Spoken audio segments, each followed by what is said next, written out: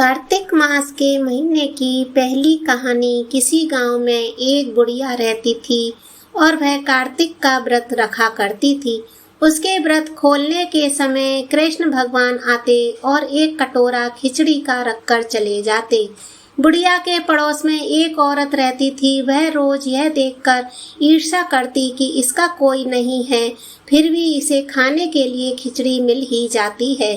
एक दिन कार्तिक के महीने में स्नान करने बुढ़िया माई गंगा गई। पीछे से भगवान कृष्ण उसका खिचड़ी का कटोरा रख गए। पड़ोसन ने जब खिचड़ी का कटोरा रखा देखा और देखा कि बुढ़िया नहीं है, तब वह कटोरा उठाकर घर के पिछवाड़े फेंक आई। कार्तिक स्नान के बाद बुढ़िया घर आई तो उसने खिचड़ी का कटोरा नहीं मिला और वह भूखी रह गई। बार बार एक ही बात कहती, कहाँ गई मेरी खिचड़ी, कहाँ गया मेरा खिचड़ी का कटोरा। दूसरी ओर पड़ोसन ने जहाँ खिचड़ी गिराई थी वहाँ एक पौधा उगा जिसमें 2 फूल खिले। एक बार राजा उस ओर से निकला तो उसकी नजर उन दोनों फूलों पर पड़ी और वह उन्हें तोड़कर घर ले गया। घर आने पर उसने वह फूल रानी को दिए, जिन्हें सूंघने पर रानी गर्भवती हो गई। कुछ समय बाद रानी ने 2 पुत्रों को जन्म दिया। वह दोनों जब बड़े हो गए तब वह किसी से भी बोलते नहीं थे, लेकिन जब वह दोनों शिकार पर जाते तब रास्ते में उन्हें वही बुढ़िया मिलती जो अभी भी यही कहती थी, कहाँ गई मेरी खिचड़ी और कहाँ गया मेरा कटोरा। बुढ़िया की बात सुनकर वह दोनों कहते, हम हैं तेरी खिचड़ी और हम हैं तेरा बेला। हर बार जब भी वह शिकार पर जाते तो बुढ़िया यही बात कहती और दोनों वही उत्तर देते।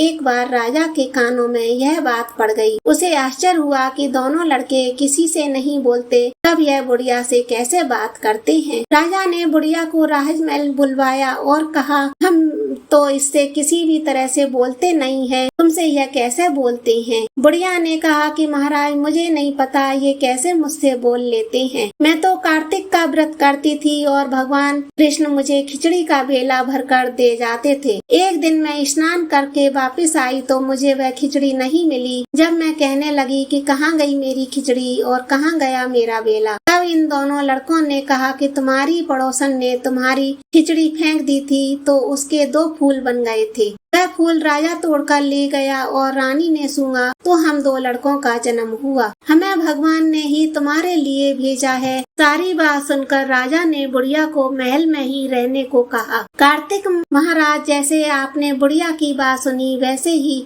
आपका व्रत करने वालों की भी सुनना। बोलो।